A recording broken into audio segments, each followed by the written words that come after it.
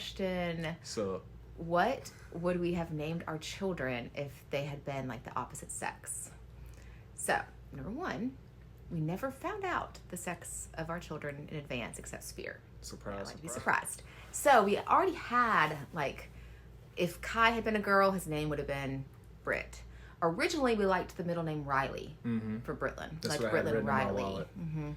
And then we changed to Avery while I was pregnant with her. Actually. And then Tess, I mean, I came up with, I looked on the internet, like trying to find a name, remember? Yeah, I remember going through the list. We also had our first two kids' names picked out in my wallet. We had written it down like year. We had been dating for like a year, We year and a chose half. Kai's and Britt's names. And we had them written down in my wallet. So when we got pregnant, I just pulled it out and I was like, here's the name. We knew it. Britt had been a boy, or Tess had been a boy, they would have not been named Spear's name. We came up with Spear's name while waiting, to adopt him after we met Mommy. Yeah, we decided it in the car. They would have been named, if they were boys, Dax and Nash was the name we really liked. We really liked the name Dash from Incredibles. That's what kind of like inspired that, remember? And then we're like, oh, we shouldn't name our kid Dash. And so we tried to figure out another name. Because I was always slow running when people with made football. fun of them. Yeah. He didn't want them to think it was like an ironic name. Like, name your kid Dash and hope he's faster than you. Like that. Remember that? Not that hard to be faster than me. No. But yeah. And Nash is like super popular. So kind of glad I didn't work that question. Have we always been on the same page with the number of kids we wanted? This one's for me to answer. Hello, I'm Zach. Emily told me that when we first got together that she wanted 6 kids. And so me being the ultimate compromiser, I was like, hey, let's just meet in the middle at 4. 6 sounds extreme. 4 is extreme because we have 4 now. It's extreme. It's a lot.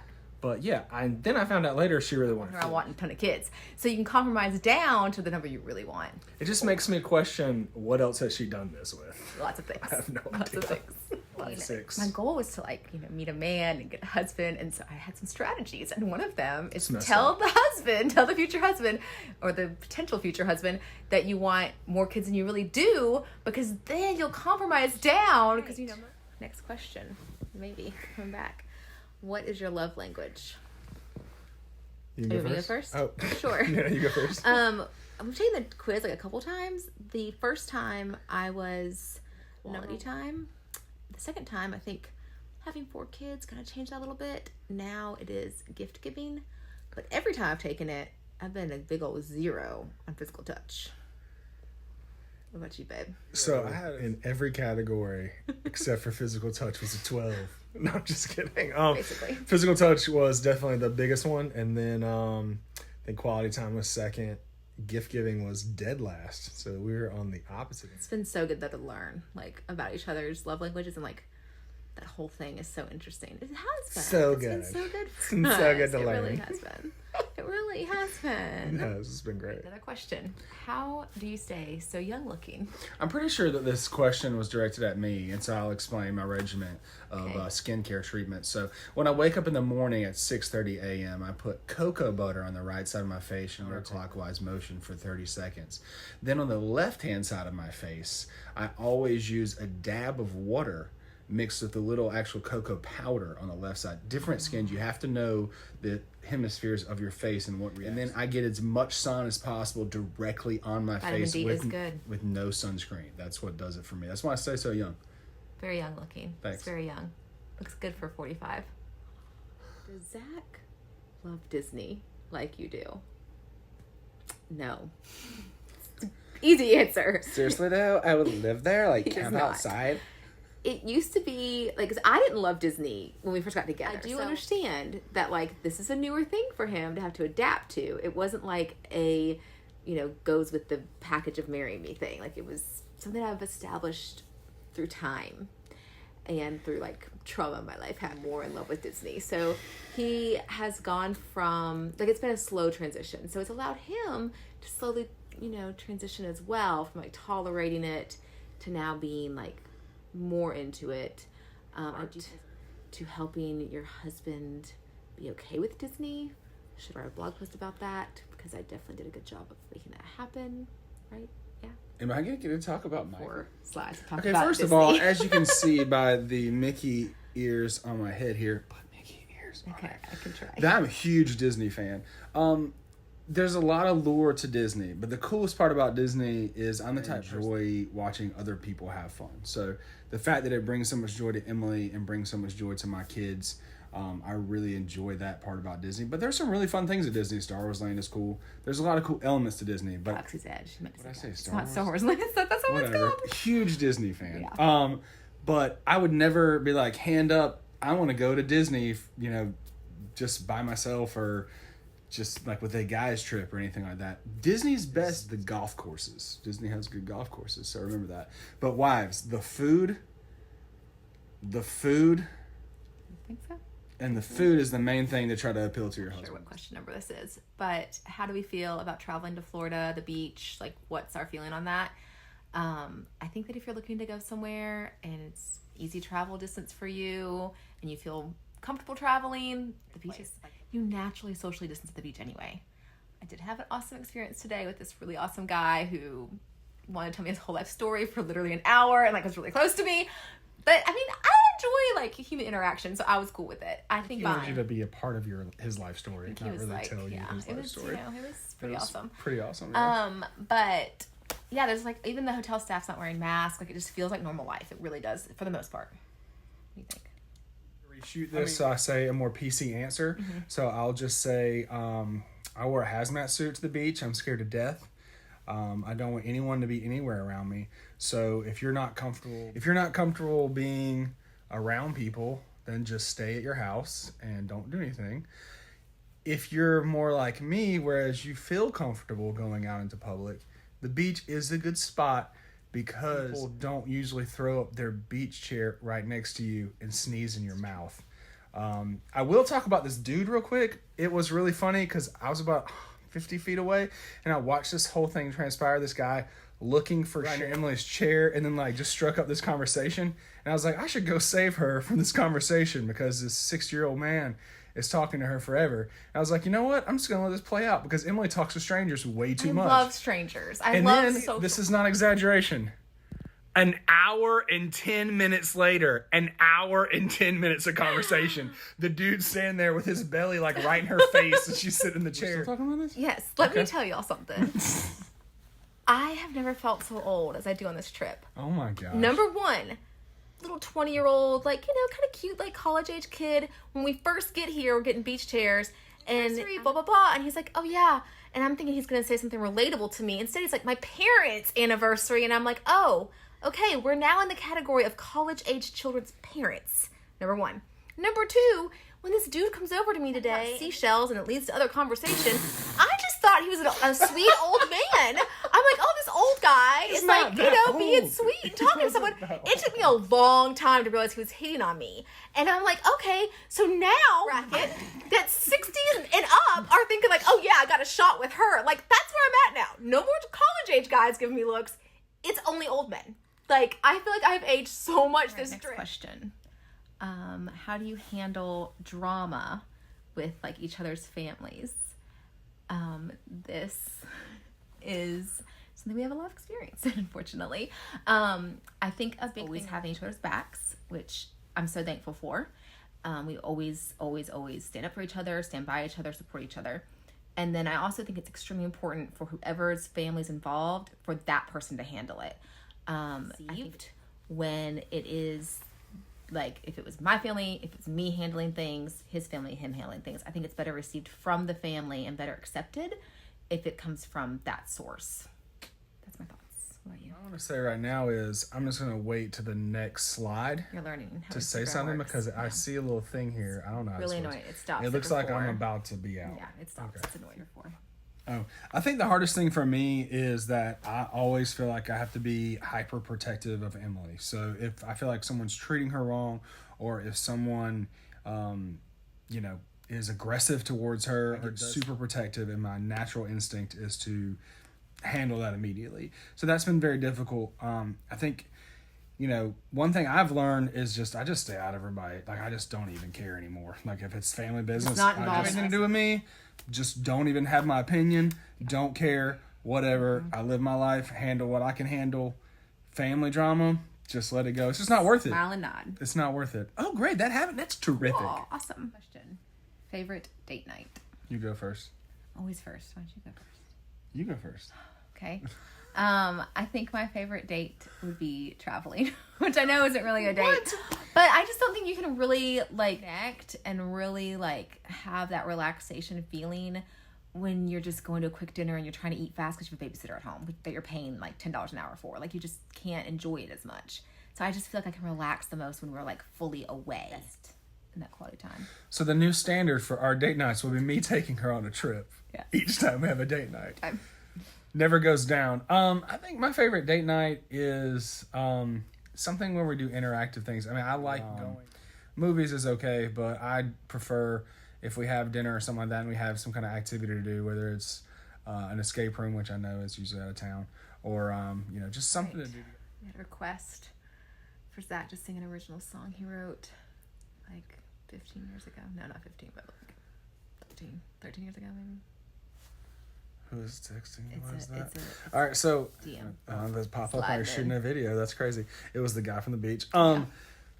Long story short, maybe long story long. I used to in high school. I used to freestyle battle and actually won a few very random, straight up. He's good at everything. 8 mile situation. Freestyling, it was awesome. So I like to write like rap songs. Well, there was a lot of haters in the day. If you're successful at anything in life, business, sports, tic-tac-toe, there's gonna be haters out there. That's the way it is. So I wrote this elaborate song about the haters, and we were going on a vacation. Yeah. And we all had a verse. I wrote the request was for you to sing it. Oh, go ahead. Go ahead. Oh, I am not singing the song. I'm a 35-year-old man with 4 kids. I'm not singing an old song. I will tell you some of the hook. Jealousy, envy, it's just a way of life. It's a part of me. It always follows me. It always follows me. Follows me. That was the hook. It's pretty good. It was pretty good. Pretty catchy. It was good. I mean, we still kind of 2 of the people that went on the trip with us, after the trip was over, stopped being our friends. So apparently the song wasn't good enough. I failed. I failed. The song wasn't good enough. So. Not a hit. Nope. This might take a few slides. Oh, question. Why don't we drink alcohol? Okay, I'll start. Sipping on some scissors. I drink alcohol sometimes, on occasion, and I never was really super comfortable about it. Alcoholism runs in my family very strongly, and so I was always really scared when I would drink alcohol. Like I was scared because I have like an addictive personality. I really love stuff. I keep like eating the same foods over and over again, like very like addicted to things. So I was addicted always, to me. Yeah, I was always scared that I would like have a problem. I never did, but it always like scared me. So when I met Zach, the religious perspective of it, we... Oh, we're on? Oh. Yeah. We just try our best to follow the Bible as closely as possible. We sin and we fall short daily. Like, no one's perfect. No one is Jesus. Strive to be like him. And the Bible is, it says, it's our guidebook to follow, and it says in the Bible to not be drunk. And so we don't really like, what's that line? That line's so different for everyone. A lot of the land, it's like if you, have a certain amount, percentage, or I don't even know how they calculate it. But it's just like a tricky thing to know what's considered drunk. So we just abstain. And then that way we don't have to worry about that line. We don't judge people who do drink. It doesn't bother us. Like, we ourselves, and it's really not like a thing. Like, it's not like we're like judging people who do it, because we all like have our own things that we feel passionately about. So that's our religious standpoint on it. Okay, first of all, I just want to say, you got to do you, just like Emily said, echo that. I mean, if you drink or you want to drink or you want to do whatever, that's your life. You do what you want to do. I mean, don't drink and drive. Obviously, that's not smart. But for me, Emily talked about the religious side, and my side, I understand. And I know I'm in the minority. Like, 99% of people drink and love it and all that stuff. I just don't understand why you want to spend an absorbent amount of money to lose control of yourself and do something stupid most of the time. Now, have 1 or 2 or do whatever to take the edge off. And so that makes sense. I totally understand that. But a lot of the drunk culture that we have is, let's just get blasted and let's go out and do this. And feel terrible the next day. I don't Zach's understand never it. drank. I've never had it's never been something he's had desire to do or been interested in doing. Like, it's just not. But hey, I mean, do you, Right. Do but you, it's just whatever. He doesn't do. So I'm cool with it. Mine too, since they were very similar questions. How did we meet? And what was Zach's initial impression of me? Okay, we met through mutual friends. Shout out Scott Palmer. Well, for mine, it was Jared and Brian. Anyway, some guys I went to high school with, knew him. I lived in Tallahassee, went to Florida State my freshman year, came up just for the day, just for a 24-hour period, and they introduced us. What was your impression of me? I mean, first impression, on site, I thought she was cute, obviously, and throughout... I saw him before he saw me, actually, because I drove by in your car, remember? Yeah, so she was cute, and her dry sense of humor, a lot of girls didn't really have that sense of humor. She wasn't really, giggly or anything like that. She was just more, really dry sense of humor. And, slide's almost up. Talking about me, good about me, all the cute things. Oh, no, so what was I saying? Oh, your sense of humor was really funny? Humor. Okay. So she had a really funny sense of humor, and we got along really well, I felt like, the first time we met and hit it off pretty good. My favorite thing about Emily is how over time the story of how we met has evolved from the original story of we met, she obviously liked me, I got her number from somebody else, called her, and we immediately struck a relationship. She had, very little interest in me, to wasn't interested in me at all, to just just doesn't even care at all, and really wanted to date other people that she met that night. So it's just evolved. There times cared less about me at all when we first met. So it's pretty interesting. I'm sure by the time we're 60, it'll just be I hate this guy. Also say that I did think that Zach was really cute. I thought he had that cocky guy kind of thing that I did. It was a swag. I liked it. It was a swag. He had a swag. Skinny skater kind of guys. And I think it was just, he's that all-American good looks. And I just was wow, I didn't think that kind of guy would go for me. And I'm just so lucky that he did. America. America. Yeah, I was into it. So it wasn't just one-sided. This whole Instagram thing is not going well for me. I don't think. It's a compliment. I liked the cocky thing. It was. I always joke that he wasn't really my type because I never went for the jock. For the way home, do we like the spacing ages of our children? And would we change any of that? So all the first 3 kids are 2 years apart, and then Tess and Spear have an additional year between them. I loved that when Spear was a baby because Tess was legit helpful, and it was so much easier, but it was so much easier than when the other ones were babies with the older sibling. But now that they're getting older, there's just such a big gap between Kai and Spear that I think it's hard to go and do stuff because they're at such different levels of enjoyment and stuff. So what do you think? Slides almost out. That's what I think. Okay. Need your advanced thoughts. First of all, I want to say, I know you've seen this hoodie the last few days a lot. It's my favorite hoodie. Very lightweight. What is it? Swipe up if you want to purchase it for $7. I don't think that's real. Age for the kids. The biggest thing for me is to not have 2 in diapers. I know people do it, but man, I do not know how in the world people handle having 2 kids in diapers and having to change. I mean, Spear poops it right now, so if we had 2 in diapers, that'd be crazy. So I like their age differences. There you have it. That question is, what is the most difficult transition from 0 to 1 kids, 1 to 2, 2 to 3, 3 to 4? I have lots of thoughts on this, of course. I really think that each transition has I think that parenting gets easier the more kids you have because you just trust yourself more. You have that confidence in parenting. I think life gets crazier the more kids you have, but you just adjust. You just get used to it. I think the hardest transition was 1 to 2 for our marriage because you're divide and conquer. But then once you have more than 2 kids, you really our marriage because it's us versus them. So yeah, that's kind of my thoughts. What are yours?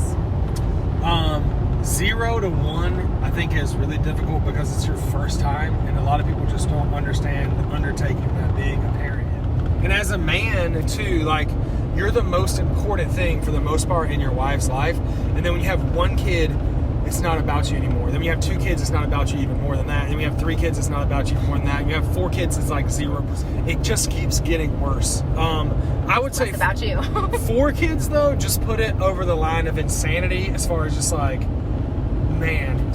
And I think it has to do with age too. Having a kid and a baby born at 23, 24 is so much different than having a newborn at 33. Like, you're just so much older and more tired. It just takes such a bigger toll on you. So, you know, there's different aspects to it. Yeah, definitely 4 is exhausting, for sure. Still same kind of lines as the other 2 questions. What is life like with 4 kids?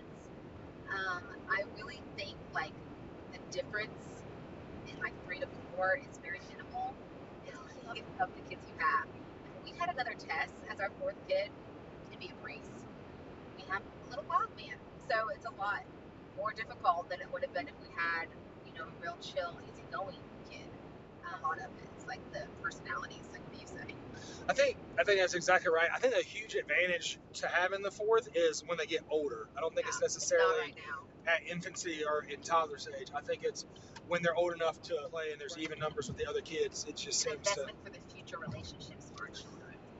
Right, but you know, that's such a personal decision whether or not you want to have 3 to 4. We're back home, but y'all know my like. Hold on, I forgot. This will make it look fancy. There we go. Is that good? Good feel. Real fancy. Real high quality production here. Y'all know I'm hardcore about like sure I answer all the questions I can, so we're gonna answer some more questions for you guys. This question is about adoption and about our discipline. Like, we're pretty strict parents. Did that impact the adoption process at all? We have a home study, and they do ask a ton of questions, and we were of course very upfront and honest about our discipline methods we use with our kids. We're pretty, you know, hardcore as far as consistency. I think that's key when it comes to parenting. And like just go over that with our home study person. What's the word for the home study Lady, person? home study lady. What are they called? I can't remember what they're called. But yeah, we had to like go over that with her. Discipline, like our belief is if you kind of be a little bit more strict when they're younger, the goal is to not be able to have to be as strict when they get older. You know, like you shouldn't have to discipline your kids as much as they get older because you've laid that groundwork when they're really young. Correct. And our social worker, that's the word. To me, I got the vibe when she came in, you know, we're no by any means perfect parents, but I feel like, you know, when she came in, I think she realized that. I think they were looking for any like main red flags and anything like huge going on, like underlying, like, you know, are we a cult or, you know, something crazy like that. Yeah. So I don't think that looking at the discipline was a huge issue, but we did have to answer questions about it. Yeah, home study is not as stressful as people think it's going to be. All right, next question. Funniest story from our travels. Heads up, this is going to be long, so prepare for several slides. Also, it took a long time to try to decide between because there's a lot of them. Several, so we each picked one. Several. For me, the one I'm going to tell is about a Mexico flight to Mexico. So I have never been arrested. I've never been in trouble. I've never had issues with the law at all. Like, have an impeccable record when it comes to those type things. But we were flying into Mexican airline. Was it like Air Mexico or something like that? Yeah. And we were sitting in the exit row, and I'm 6'6", 230 pounds, and a big dude. And so, you know, I need the leg room. Well, we had a bag sitting underneath the seat. It comes up to me. She said, "Hey, we're getting ready to land. You need to put your bag up in the seat." And I said, "Well, the pilot already came on and said to buckle her and fasten." So I said, "Can you put the bag up there for me?" And she says, "No, you have to do it yourself." And I said, "Okay." So I get up, I unbuckle, I take the bag, I start to put it in the overhead bin. Boom, we land while I'm standing up. And I was like, well, that wasn't ideal, but hey, we landed safe. No big deal. Whatever. Nothing happened. I sit down. We start getting ready to get off the plane like everybody does. And all of a sudden, everybody starts to stand up, and then they come over the intercom about 5 minutes later. "Everybody, please take a seat. Plane, we're not ready to depart, or we're not ready to get off the plane." All of a sudden, these cops come on the plane, come up to me, and in Mexico. Like, this is not like American police officers. These are the Mexican police officers. And I was like, what? And they like, "Give me your passports." And I was freaking out, y'all. I was what? freaking out. So luckily, the slide's going to end. I told you it was long. Yeah. I wish I would have paid attention in Spanish class better, because all of a sudden around us erupts this huge, like, just shouting, and like all these passengers who were mostly, you know, of Mexican descent, Spanish speaking, they just blah blah blah blah, no clue what they're saying. So we didn't know what they were saying. I was like, what is going on? This is insane. So he takes our passports, he leads us off. He didn't like handcuff it. He leads us off. He gets off the plane, he asks me what happened. I tell him exactly what happened. And he goes and he stands some radio stuff. Emily's in the background going, oh my God, oh my God, oh my God, oh my God, oh my God, oh my God, like over and over again. So then he goes, he hands us the passport back. He's like, you guys are good. All the people around you were defending you and saying the exact same story that you just told us. We legit thought that maybe like, you know, you think you're going to get arrested or like kidnapped. I mean, you just don't know. You're just in a foreign country and you're freaking out. Yeah. And, you know, it was very scary. Though. We were fine. And we got the plane first. So it worked out good for us. This is not funny. I, have no regrets leaving my children at young ages to travel. It's important for our marriage to go away together. But we got the free trip to Paris when Kai was 6 weeks old. Just too soon. It was too soon. I was, still very postpartum situation. I had to pump to get ready for that trip. I've talked about that recently with y'all, the pumping, and, it was rough. Free trip to Paris, though. We need to go back and read it. I had to get up in the middle of the night because, he was only 6 weeks old. So I had to get up in the middle of the night and pump on, Georgia time. So I was exhausted. I was, still in recovery mode. It was just bad. And part of that was, me not being mental. There were so many things that happened on that trip because I was just not myself. I was really, really out of it and weird. New baby, leaving him at home for the first time. I was calling to check in a lot. And so I kept reading the card in the room and figuring out. I figured it was a really great deal not to use the little cards we bought back in the day. Cards when you travel internationally, and it was cheaper just to use the hotel phone. So I kept calling and checking in every day for sure, to talk to my mom and make sure Kai was okay. Get the daily report. My mom's pretty chatty, so we did. You want to go to the Louvre? No, I'm on the phone. I'm sorry. So, it's first time leaving my baby. It's a big deal. And taking a bottle, all that stuff. So when we went to check out, I had made quite an error with the math of the phone call cost. It ended up being a bill for how much for the phone? It was 340 euros. Which was how many US? It's $5-something US dollars at the time. Yeah. Your boy wasn't happy. All right. Yeah.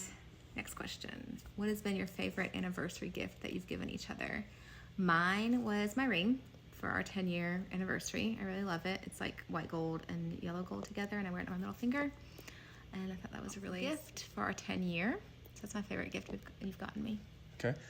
My favorite gift, I'm not sure if I could actually say it on here because it's kind of sexual, but my golf clubs last year that I got. I fell in love with them, and best anniversary gift ever. Okay, good to know. Sexual stuff's not needed on anniversary presents. just get golf stuff. Hey, I'm off the hook for the future. Not gonna complain about that one. Are you sad it's over? No. Ready to go back and do some more work upstairs. I need to get the work, yeah. Okay. Oh, what was the question? Oh, best marriage advice you got before you got married. Mine from Zach's grandma. She met up with me when we were dating, and it was such good insight to the future. And I was early on in our relationship, I was visiting him when I was in college and doing his laundry, kind of impress him and show him that I'd be a good wife someday, trying to really be awesome for him. And she said I need to chill out on all that. She was if you want babies and lots of kids, you don't want to sign yourself up for things where his expectations are high. When kids get added in the picture, you can't sustain that because that will be really detrimental to his self-esteem and your relationship, make him feel like he doesn't come first anymore. So she said to chill out on spoiling him. I figured I didn't come first pretty quickly. The best advice I got before we got married was someone told me don't get married. I didn't listen to it. But that was the best advice I got. No, I'm just kidding. My college. Think about how wealthy you'd be. You'd have a wife and 4 kids to pay for. Oh my gosh. No, don't think about that. My college football coach told me, I was really close with him, Coach Dean, my senior year. He was telling me, think about all the hard work you've done, boot camps, summer workouts, all these different things leading up to this. And he said, marriage is you have to be willing to work at it harder than you worked at being good at football. So I thought that was really good advice. Shout out Coach Dean. I don't know, can you tag him? Is he on the gram? I don't know. I don't know how that works, but Pretty good advice. Very good advice. That's I just sweet. out here grinding every day. You know what I'm saying? In this relationship. I'm trying to do less. Can we just put like no cap, 100, something like that on there? Real quick before we sign off, you know, they asked the anniversary question, what's your favorite gift? Women out there, you know, that follow this, send your favorite gift you've ever gotten to me, and I can look at that to get some ideas, because it's a good idea, because holy cow, I have no idea what to get you ever. Next thing, I want to tell a really funny story for today. You probably don't care, but I want to tell you anyways. We were at the pool before we left the hotel, and this girl was standing there. Emily was looking straight at her, like, because she was so cute. Hey, cute little girl. And then she just dropped 3 turds right out of her bathing suit, right onto the deck. The mom goes, oh no, walks over there, picks her up. I'm trying to tell this fast. Calls back to the dad, can you clean that up? Like Uncle Jack, like, honey, clean that up. Like, everyone's looking. Everyone's looking. The most nonchalant poop cleanup I've ever seen in my life. The guy finishes like another chapter of his book, slowly puts it down, walks over with his pink water. Even had like the little drawstring on the end to like make them tighter. They were super awesome. He strolls over to these turds. Like, meanwhile, a lady like legit about steps in it. Like they did not see. She like landmines, steps in it. Straight landmine size. Like he's just taking a Sunday afternoon walk, he contemplating. Like, casually opens the bag of wipes, pulls one wipe out. Like super slow. Scoops up the nuggets, walks over to the trash can. Puts them in there, literally like he was picking a piece of paper, throws in the trash can, casually walks back over and sits back down. Let's not put any water on it, or maybe try to splash that, a huge pile clean of pee. it off. Just leave the anything. pee. Yeah, the pee's there, no big deal. We'll just leave that there. That'll soak right in the concrete. Nobody's worried about it. This guy is either an alpha because he just doesn't care, or like he doesn't get the social cues of your child pooping on the pool deck. I have no idea. I took my cup of water, like went and poured it all.